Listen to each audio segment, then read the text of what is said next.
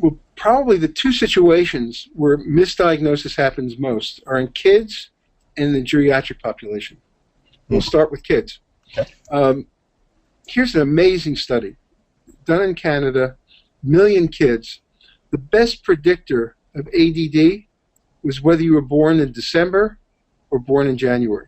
Especially for boys, being the youngest kid in the class made you twice as likely, almost twice as likely, to get the diagnosis of ADD. You sound like Malcolm Gladwell in The Outliers. You know, he talks about the Canadian hockey leagues, and it's a similar phenomenon.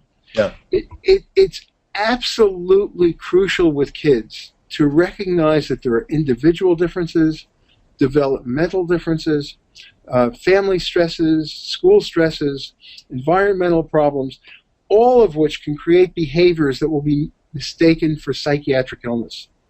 So we've cut down the amount of physical education in schools. We have larger class sizes.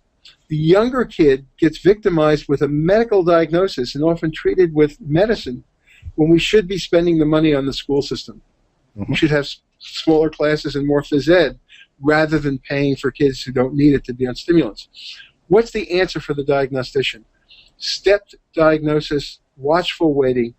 If kids present early with urgent and immediate needs, absolutely classic ADD that has not responded to all other efforts, bingo, make the diagnosis and start the medicine.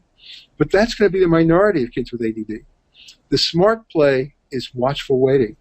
Get to know the kid, get to know the family, some parental education, changing expectations, changing daily routines, perhaps being in a different class. All of these things may prevent the need for the diagnosis. Recognizing that boys will be boys and that kids will be kids, and accepting a degree of activity as being part of life. I think that we jump too quickly to a medical explanation, and particularly with children and with the elderly, because in both situations, the diagnosis is often so unclear. Waiting and taking time to see how things evolve is the better course.